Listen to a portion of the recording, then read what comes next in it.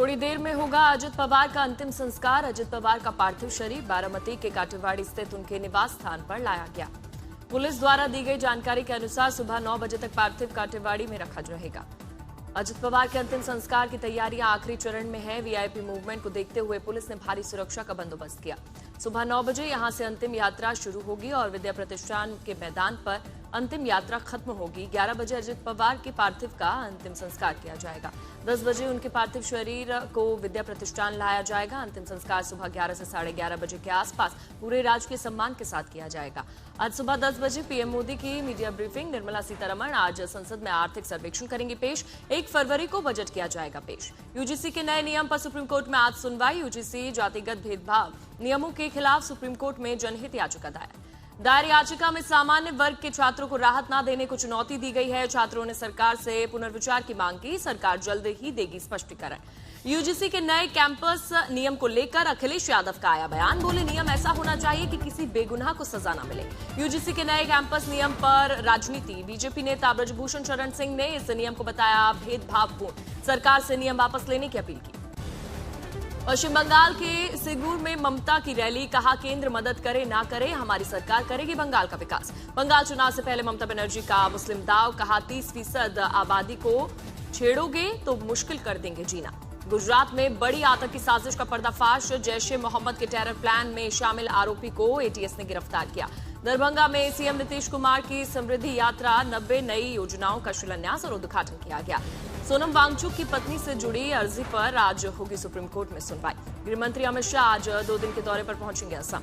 जमीन के बदले नौकरी घोटाला केस में राउज एवेन्यू कोर्ट में सुनवाई। लालू परिवार और अन्य आरोपी कोर्ट में होंगे पेश।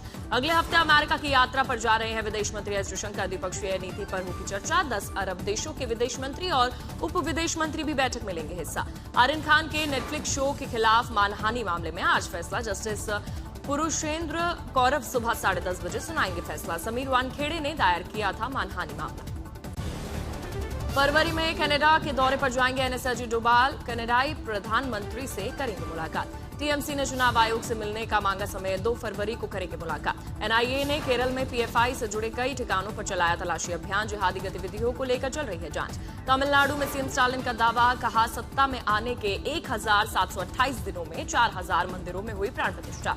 दिसंबर में भारत की फैक्ट्रियों में उत्पादन में 7.8% की वृद्धि दर्ज की गई। पिछले 2 सालों में सबसे बड़ा ये आंकड़ा है। सबरीमाला सोना चोरी मामले में विरोध में बीजेपी का प्रदर्शन। सांसद प्रियंका गांधी के कलपेट्टा स्थित कार्यालय तक किया गया विरोध मार्च।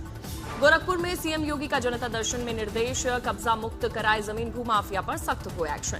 गुजरात के दौरे पर पंजाब के सीएम भगवंत मान। यूजीसी विवाद। पंजाब के लिए अलग हाईकोर्ट और राजधानी जैसे मुद्दों पर दिया गया बयान।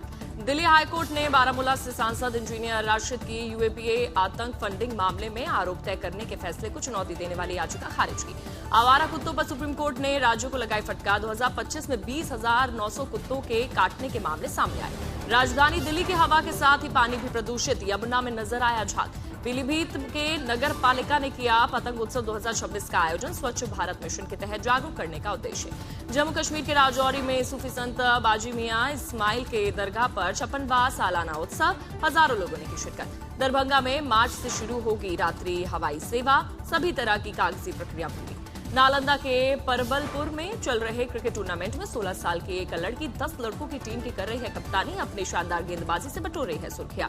प्रयागराज में 5 दिवसीय माघ मेले का समापन। भक्तों ने योग, यज्ञ और ज्ञान के संदेश को अपनाया। सोनभद्र में गांजा तस्करी कर रहा यूपी पुलिस का एक सिपाही 4 साथियों सहित गिरफ्तार हुआ। झारखंड के रामगढ़ में सरस्वती पूजा की प्रतिमा विसर्जन को लेकर पुलिस और ग्रामीणों में मुठभेड़ हुई। जमकर चले ईंट पत्थर। हापुड़ में देवी देवताओं पर टिप्पणी से विवाद। ग्रामीणों ने मां बेटे का निकाला जुलूस। महाराष्ट्र के रामगढ़ में साइबर ठगी का पर्दाफाश। पुलिस ने 79 लाख की ठगी के आरोप में एक शख्स को गिरफ्तार किया। आज बीटिंग रिट्रीट सेरेमनी का होगा आयोजन। विजय चौक पर सेना, दिल्ली पुलिस और केंद्रीय सशस्त्र पुलिस बल के बैंड देंगे musical performance. Beating retreat ceremony में राष्ट्रपति और प्रधानमंत्री समेत कई बड़े नेता रहेंगे मौजूद। सुरक्षा के चाक चौबंद इंतजाम किए गए। बीटिंग रिट्रीट सेरेमनी के लिए Rashtrapati Bhavan, north block, south block और संसद भवन की रोशनी के लिए की गई है खास व्यवस्था। बीटिंग रिट्रीट सेरेमनी के लिए ट्रैफिक एडवाइजरी भी जारी की गई है। विजय चौक और आसपास की मुख्य सड़कों पर यातायात पूरी तरह रहेगा बंद। बीटिंग रिट्रीट सेरेमनी के मद्देनजर दिल्ली पुलिस की लोगों से अपील, कोई अनजान चीज या संदिग्ध व्यक्ति दिखे तो पुलिस को फौरन दे सूचना। के चक्कर में जानलेवा स्टंट किया गया। पुलिस ने काटा 18,500 का चालान। कोटा में बारिश के दौरान बस्तियों में बिजली का करंट फैलने के कारण एक युवक की मौत हुई। मनाली में बर्फबारी के बीच पर्यटकों का हुड़दंग।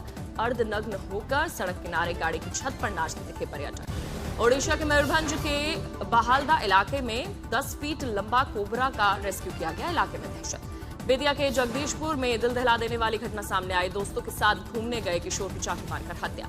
यूपी के बांदा में एक शख्स को धमकी दी गई। फिरौती की मांग न मिलने पर हत्या करने जैसे पत्र मिलने से हड़कंप। बाराबंकी में सड़क पर लावारिस मिली निर्मित करोड़ों की राधा कृष्ण मूर्तियां। प्राचीन मंदिर से हुई थी चोरी। मथुरा में महिला आश्रय सदन से 2 दिन पूर्व फरार हुई 5 बालिकाओं को पुलिस ने बरामद किया।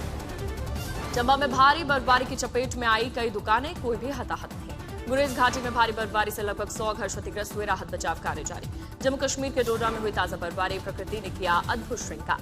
हिमाचल प्रदेश के चंबा में बर्फबारी के दौरान सामने आई अद्भुत और हैरान करने वाली तस्वीर। तेज बहाव से अचानक नदी की तरह बहने लगी बर्फ। केदारनाथ धाम में बर्फ गिरने के कारण लगातार ये सिलसिला अभी भी जारी है। धाम में 5 फीट तक जम चुकी है बर्फ। बद्रीनाथ धाम में भी बर्फबारी का दौर जारी। बर्फ की आगोश में पूरा मंदिर प्रांगण। झमाझम बर्फबारी से बद्रीनाथ मंदिर का हुआ श्वेत श्रृंगार।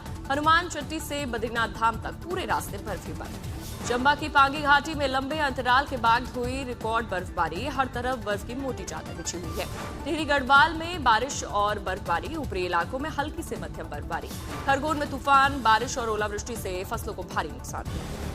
रोज बॉक्स ऑफिस कलेक्शन के नए रिकॉर्ड कायम कर रही है सनी देओल की बॉर्डर 2 फिल्म ने 5 दिन में की 200 करोड़ से ज्यादा की कमाई।